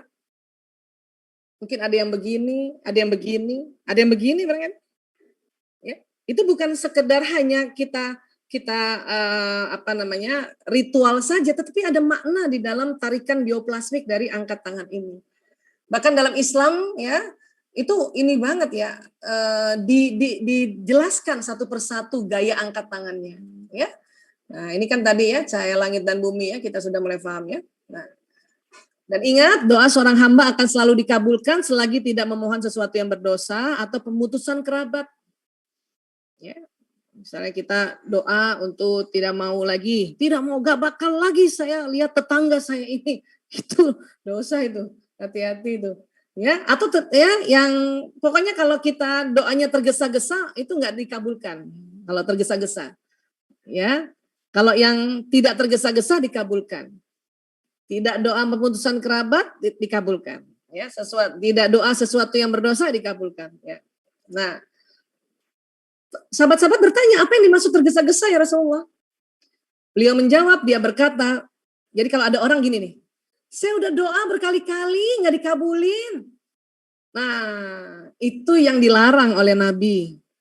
Akhirnya dia nyesel, kemudian nggak mau doa lagi. Oh, lebih bodoh lagi tuh, lebih rugi lagi. Udah Bu Isa, udah didoain, ya Allah sampai bosan. Maka itulah orang-orang bodoh. Ya. Benar-benar nggak dikabulin kalau ada kalimat-kalimat gitu. Karena kita manusia suka tergesa-gesa. Emosi kita dilas, buru-buru. Ya. Makanya hindari ngomong saya udah doa berkali-kali. Udah langsung doa aja lagi. Belum lagi rasanya. Kan rasanya belum dikabulin. Padahal sudah dikabulin. Cuman kita aja belum tahu bahwa dalam Islam konsep pengabulan doa itu ada 3. 1, persis sama seperti yang diminta. Ya. 2, ditunda dulu karena Allah Maha tahu kapan cocoknya doa ini dikabulkan. Ya. Mungkin harus ada ikhtiar lagi atau pokoknya ditunda dulu lah, Allah tahu persis. Ya. 3, diganti dengan yang baru. Ya, atau dengan yang bagus, lebih bagus. Ya. Hal-hal yang kita minta sesuatu kata Allah, enggak level kamu minta doa itu, udah di atas itu. Ya. Kenapa doa itu misalnya gitu ya. Ya, jadi sekali lagi hati-hati yang tergesa-gesa ya. Nah, sekarang tata cara mengangkat tangan dalam berdoa. Ya, ada 3 jenis mengangkat tangan dalam berdoa yang dicontohkan Rasulullah. Ada namanya al-mas'alah, dengan mengangkat kedua tanganmu sebatas pundak atau sekitar itu. Ya. Ada lagi al-istighfar, adalah dengan satu jari yang menunjuk. Ya. Al-ibtihal adalah dengan mengadahkan kedua tanganmu bersamaan. Nanti kita lihat posisi-posisinya ya. Ya, ini hadis riwayat Abu Daud ya, nomornya 1489. Al-mas'alah, al-istighfar, al-ibtihal ya. Al-mas'alah yang bagaimana ya? Ini merupakan jenis yang umumnya dilakukan dalam berdoa. Ya. Yaitu dengan membuka kedua telapak tangan dan mengangkatnya sebatas pundak ya gitu ya. Ya, bentuk ini juga digunakan ketika membaca doa kunut, istisqa. Istisqa ini doa minta hujan ya, dan pada beberapa rangkaian ibadah haji. Ya. Jadi ya kayak gini nih. Ada yang juga ditutup tangannya begini, ada yang juga direnggangkan. Apapun itu ada semua penjelasannya dan dua-duanya bisa dilakukan seperti itu. Jadi jangan ribut antara ditutup tangannya dirapat atau direnggangkan. Ya, itu ada juga semuanya ya penjelasannya sebetulnya. Ya, ini al-mas'alah ya. Kemudian lagi ya, saya mau cerita tentang foto Kirlian yang ditemukan oleh Profesor Semyon Kirlian tahun 1939. Dulu Semyon Kirlian sama istrinya ketemu foto ini dan mendapat hasil yang luar biasa. Dia nggak berani ucapkan di dunia, takut dianggap orang gila, takut dianggap bohong. Tahun 39 ya. Makanya penemuan Kirlian itu baru disosialisasikan di dunia tahun 70-an. Luar biasa ya. Semyon Kirlian menanti 20 tahun untuk disiarkan ke dunia. Apa sih yang dia dapat? Ada alat foto, kalau kita foto ini pakai foto Kirlian, yang tertangkap bukan badan seluler, tapi badan bioplasmik. Ini tangan. Yang ketangkap itu gelombang yang bioplasmiknya. Ini. Ya, dan tangan ini luar biasa nih, tangan itu gelombangnya panjang banget. Makanya kalau orang berdoa diangkat tangan itu berarti betul-betul ada gelombang yang panjang. Waktu ini foto Kirlian masih sangat sederhana, belum bisa lagi menangkap gelombang yang lebih panjang. Tapi waktu itu tahun 39 Kirlian beserta istrinya itu kaget pertama, kok bisa gini ya? Bahkan dia pikir saya salah kali ya. Berkali-kali dibetulin alat foto Kirliannya itu, ya tetap dapat begini. Setelah nanti dia belajar banyak tentang ilmu energi di Cina dan di Jepang, dia mengkonfirmasi di Jepang, Cina, India, maka Kirlian baru berani ya penelitiannya di share ke dunia karena dianggap takut. Kalau sekarang bicara tentang energi, sinyal udah alhamdulillah udah sangat terbuka, itu sudah kita pakai kok. Zaman dulu susah loh kita ngomong kayak gini. Makanya seminar-seminar tentang badan bioplastik zaman dulu ya sangat sedikit, bahkan mungkin nggak ada. Karena pasti dianggap bodoh nih, nih ya syirik nih, ini. Ya. Ya itu karena memang pada saat itu ya pada tahun-tahun itu kita memang kemampuan menganalisa belum sampai di situ karena alat-alat juga belum dapat. Kalau sekarang udah ngomong kayak gini, makanya bisa seneng banget ngomong badan bioplastik. Bahkan masih ada orang juga yang menganggap apaan sih itu Dokter Aisyah jelasin. Ya, nah, itu karena mereka nggak belajar itu sampai situ. Ya, dan sayang juga di Indonesia belajar kayak gini nih, bukan dari SD, sayang banget. Makanya kita kalau berniat untuk berdoa nggak mantep. Kenapa? Nggak tahu bahwa kalau doa niat itu atau berprasangka itu dia jalan di badan kita. Ya, tapi kalau di Jepang udah sejak SD belajar kayak gini nih. Ya, Cina apalagi ya India, makanya negara itu 3 itu. Walaupun mungkin dikatakan India negaranya mungkin lebih miskin dari kita, tapi kalau mereka berdoa atau mereka punya cita-cita, punya niatan, itu mantep banget. Ya, dan terkabulkan, ya.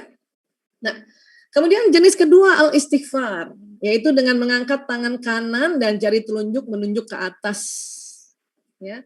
Cara ini khusus bagi khatib yang berdiri di atas mimbar. Jika ia berdoa, cukup jari telunjuknya menunjuk ke atas. Ini simbol dari doa dan tauhidnya. Ya. Tapi sekarang banyak sekali, terutama olahragawan Muslim ya. Siapa? Muhammad Salah, Sadio Mane. Itu kalau udah ini doanya angkat tangan atau kalau sudah ngegolin tuh pasti telunjuknya naik ke atas juga. Ya. Nah, itulah yang tadi Bu Isa bilang, terinspirasi dari ini, walaupun ini nggak disuruh. Itu tadi pada saat kita centong-centongin takjil, ya angkat aja tangan kita sambil doa. Atau kan sekarang ada budaya, Orang berdoa, ngucapin doanya kan di chattingan kan? Di chattingan kan? Terus kita tulis amin ya rabbal alamin. Kadang-kadang orang males nulis lagi, pakailah emoticon. Ya. Bermakna nggak Bu Isa itu? Bermakna. Tapi jauh lebih bermakna lagi waktu bilang amin, telunjuknya angkat. Amin ya Allah. Karena ini nanti ada gelombang dari ujung jari ini jalan. Ya. Dan alhamdulillah ya Bu Isa udah bertahun-tahun membiasakan itu. Jadi kalau Bu Isa amin ya rabbal alamin kepada siapapun teman-teman chatting, itu pasti telunjuk, alhamdulillah udah terbiasa itu. Amin ya Rabb. Bahkan bayangin mukanya gitu. Mengaminkan Mbak Kristi, bayangin mukanya Mbak Kristi, mengaminkan Mbak Amel, bayangin mukanya Mbak Amel, mengaminkan Mbak Fira, Mbak Sera, pokoknya Mbak Vina, bayangin gitu. Itulah makanya kenapa bisa seneng banget kalau ketemu-ketemu gini lihat wajah, ya lihat wajah. Karena kan kalau di foto profil kadang-kadang nggak persis kan wajahnya ya, mungkin kadang-kadang cuma gambar bunga gitu ya, atau jadi kalau lagi kayak gini seneng lihat wajah asli gitu, ya. Jadi penting lah tangan gini, ya. Itu jenis al-istighfar. Kemudian ya bisa juga kalau kita nih ya, kalau untuk istisqa harus angkat kedua tangan karena minta hujan. Dan ini juga yang membuat ya kalau kita bersyahadat, waktu duduk tahiyat, jari telunjuk kanan yang diangkat. Ya, asyhadu an la ilaha illallah. Dan terkadang kalau telunjuknya itu kita betul posisinya, ini dia bergetar sendiri loh. Bikin apa? Dia bikin frekuensi.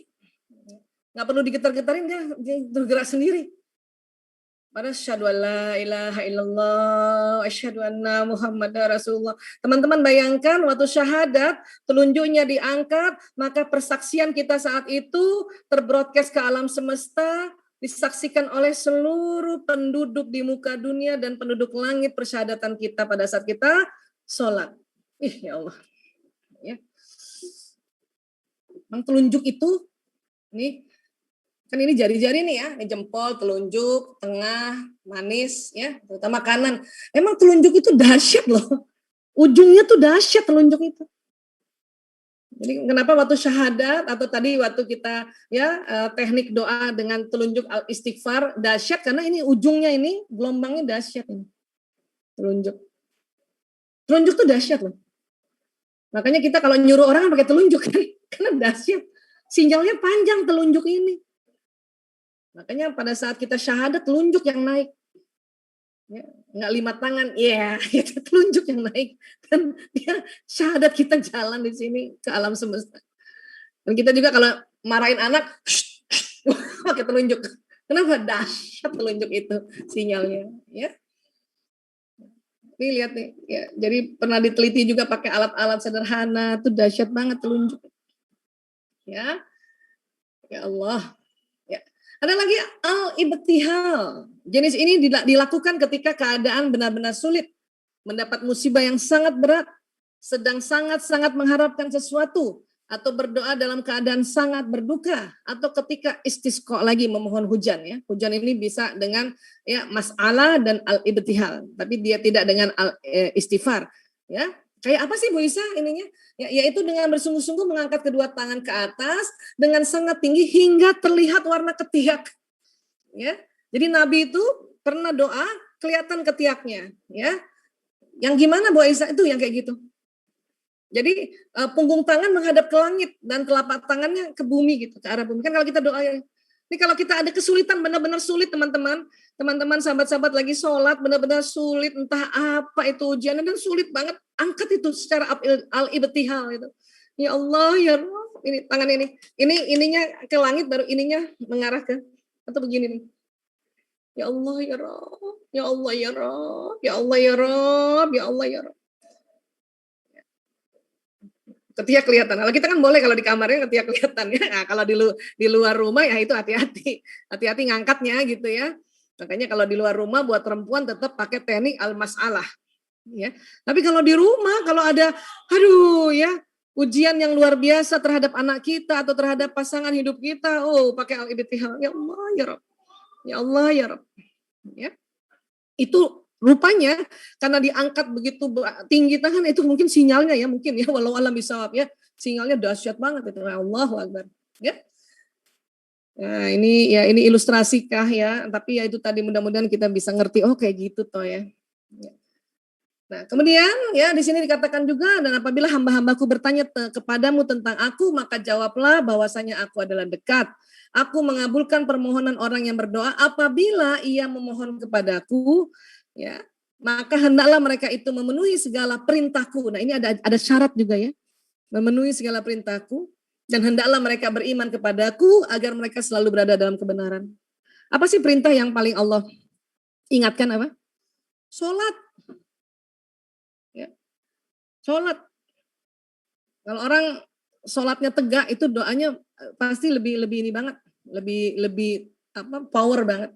Ya itu paling gampang ya kalau kita mau lihat ya, tentu kan kita juga pernah belajar ya, wudu ini ya, setiap yang dibasuh titik-titik ini, makanya orang habis berwudu tuh sinyalnya panjang. Makanya pada saat kita berdoa dalam keadaan wudu itu lebih panjang dibanding berdoa dalam keadaan tidak berwudu. Walaupun kita berdoa dalam keadaan tidak berwudu juga terbroadcast, tapi dalam keadaan wudu kencang banget.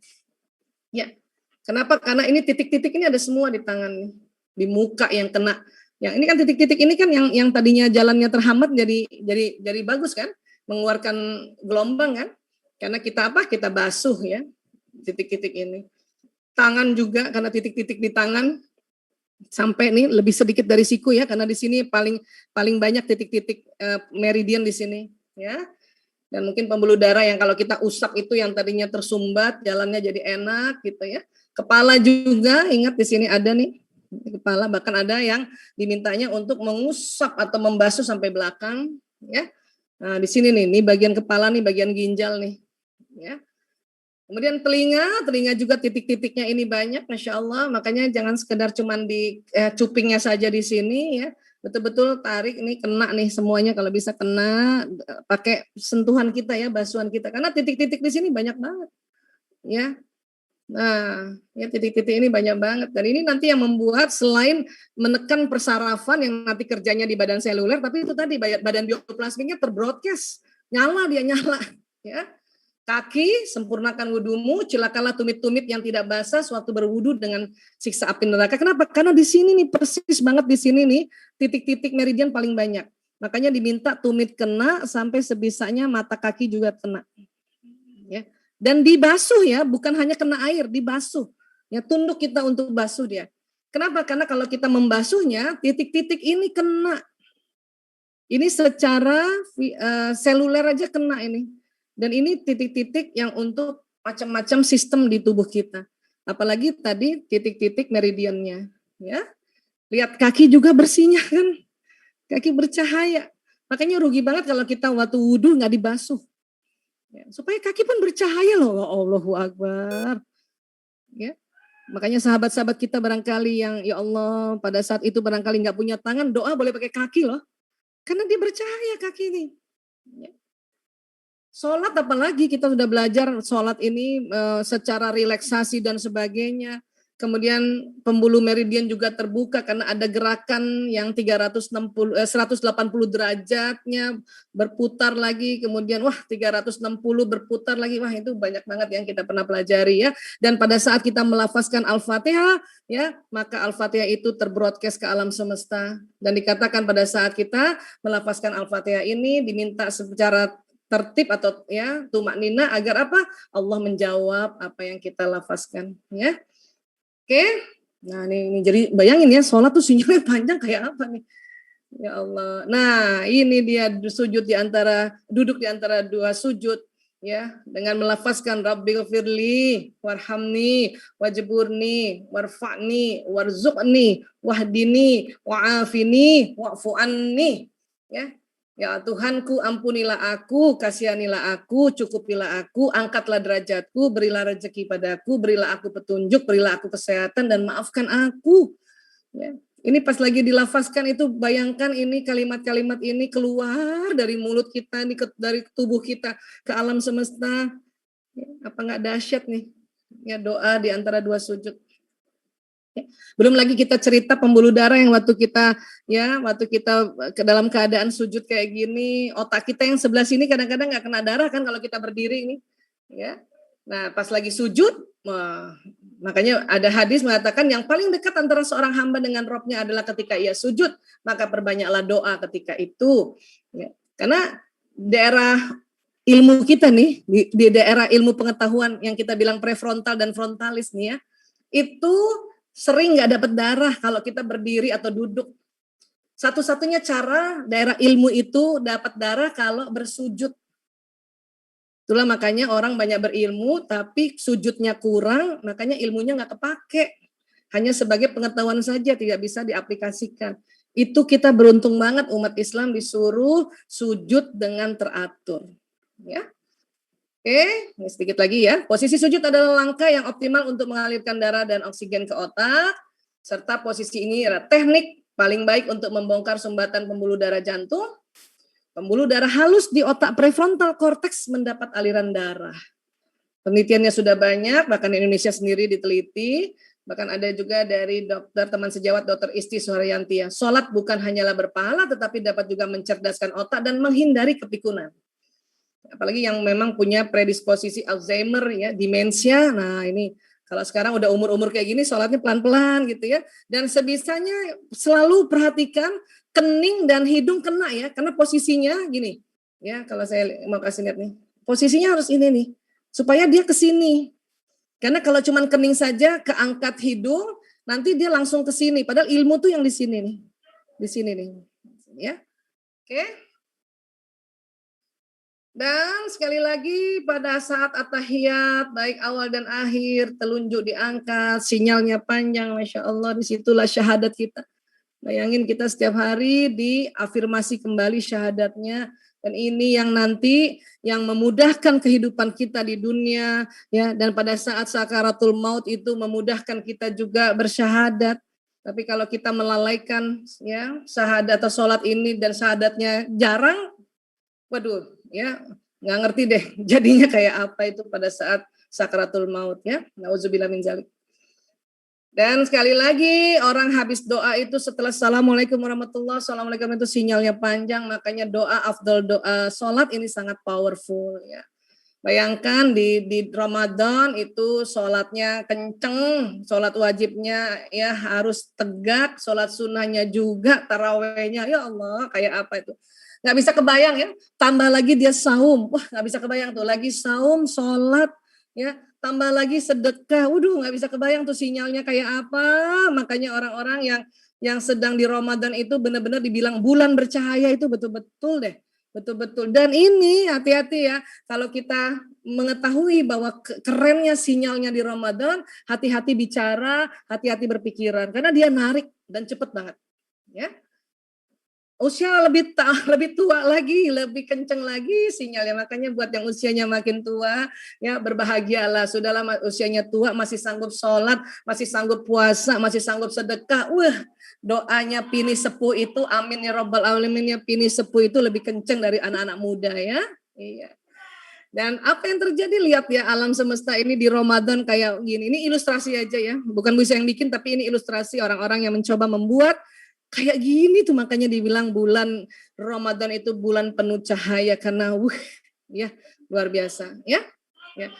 Dan kewaspadaanmu tidak ada gunanya dalam menghadapi takdir. Doalah yang berguna untuk mengantisipasi musibah yang turun maupun yang belum turun. Sesungguhnya musibah ketika turun dihadapi oleh doa dan keduanya bertarung hingga hari kiamat. Jadi orang ini suka waspada gitu. Waspada untuk nanti kalau banjir saya akan begini, nanti kalau ini gempa saya akan begini. Padahal kata Nabi justru yang berguna itu doa. Jadi doa aja dulu, nanti akan dituntun oleh Allah bagaimana cara waspadanya. Ya. Nah, dan menurut foto Kirlian bukan hanya tubuh manusia mengeluarkan gelombang, semua makhluk hidup. Daun nih, luar sinyalnya dia. Makanya kenapa kalau ya kita rumahnya banyak daun gitu ya, itu enak ya tempatnya ya, selain dia nyaman dan karena ada fotosintesa di sini, karbon dioksida oleh daun diproses dan nanti mengeluarkan oksigen, tapi ini memang gelombangnya keren. Buat orang-orang yang masih ada tradisi mandikan anaknya dengan bunga banyak macam, itu kan maksudnya adalah selain sebagai aromaterapi, kembang-kembang itu tuh ada gelombangnya. Kenanga itu sama mawar gelombangnya panjang. Ya, makanya banyak sekali sekarang orang-orang ahli-ahli aromaterapi itu membuat terapi-terapi dari dedaunan. Mandi pakai daun, asik itu. Ya, untuk apa? Sinyalnya panjang. Jadi kalau kita lagi mandi sambil doa dalam hati, sambil niat itu ya powerful itu. Ya. Bahkan itu tadi ini apa tomat ya. Tomat seger itu gelombangnya atau energinya lebih banyak dibanding kalau kita rebus, ya. Nah, ini apa nih? Ini bawang ya. Ini apel ya. Ini daging. Memang kalau daging mentah banyak sinyalnya, tapi cacing pitanya juga banyak. Makanya harus dimasak dulu. Ya. Nah, ini yang paling menarik, uang. Uang itu ada gelombangnya. Baik yang logam maupun yang kertas. Cuman Bu Isa belum dapat yang rupiah nih. Nggak tahu rupiah bergelombang nggak ya? Rupiah ada sinyalnya nggak ya? Amerika sinyalnya kenceng gitu. Inggris ya pound sterling sinyalnya kenceng nih, nggak tahu nih Indonesia. Ya, artinya apa? Artinya kalau ada orang mengatakan bahwa untuk rezeki kita diminta doa untuk datangkan rezeki itu betul. Karena ini kita bisa tarik.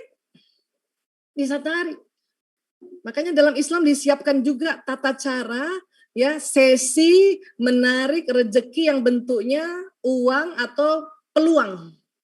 Apa itu? Sholat duha. Sholat duha. Duha itu dilakukan pada saat ya perekonomian sedang berjalan kan. Uang dan peluang itu akan bisa ditarik. Tapi 2 rakaat itu beda sinyalnya dengan 4 rakaat. 4 rakaat beda sinyalnya dengan 6 rakaat. Makanya mumpung ada waktu sholat duhanya ya jangan cuma 2 rakaat, tambahin lagi dikit. Supaya tariknya tuh mantep Masya Allah. Apalagi di Ramadan. Udah lagi saum, sholat duha lagi. Habis sedekah lagi. Ya, maka uang dan peluang itu banjir pada dia, Masya Allah. Tinggal nanti diatur lagi bagaimana penggunaannya agar tidak boros, agar bermanfaat, harus bantu orang dan sebagainya. Biar supaya dia terus menarik. Ya, jadi sekali lagi inilah ya yang terjadi di Ramadan. Ya, mohon maaf agak panjang sedikit karena Ibu Isa takutnya khawatirnya nggak sempat cerita lagi di seminar-seminar umum karena ini nggak bisa semuanya harus diceritakan ya karena orang-orang lain pun kan bertahap juga harus menemukannya. Tapi buat teman-teman Memteku karena memang sudah belajar tentang sinyal maka bisa harus sampaikan bahwa uang ini ada gelombangnya, tariklah dengan menegakkan ibadah mumpung di Ramadan, Masya Allah ya. Dan ingat doa yang di Ramadan Allah simpan untuk menarik ya benda-benda kekayaan-kekayaan alam semesta di 11 bulan berikutnya, Masya Allah. Wallahu a'lam bishawab. Bu Aisyah mohon maaf ya, ini sampai 10:30. Ya, dan sekali lagi terima kasih. Wabillahi taufik wal hidayah. Assalamualaikum warahmatullahi wabarakatuh.